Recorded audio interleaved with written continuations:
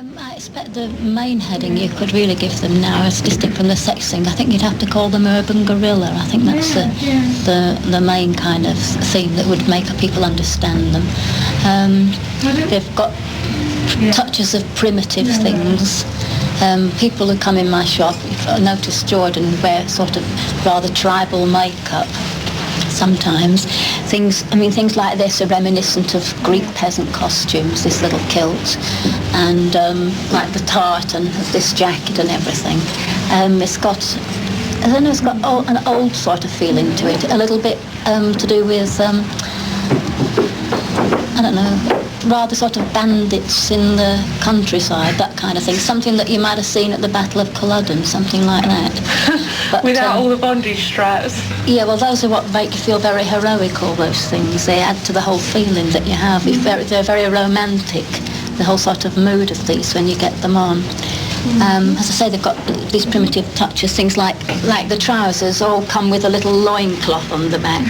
Everybody wants to know what that's for. It's just a loincloth. It's just a gesture of some kind of tribalism, really. You could always point out that maybe it's got some connection with the fact that this zip goes right round the back up the arse as well. I don't know. People try to make that connection sometimes. What sort of people are buying them, Vivienne?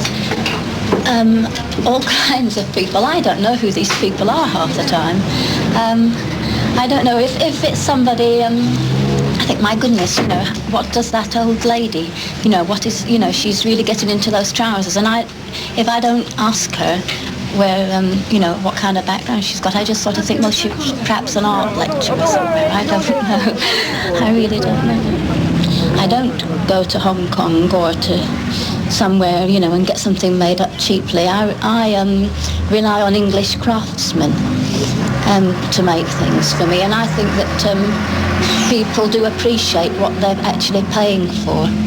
And if I were the Prime Minister, one of the things I would do to help the economy of this country is to take more care of English craftsmen. So punk kids' amateur fashion ideas have been successfully taken up by professional designers like Vivienne Westwood.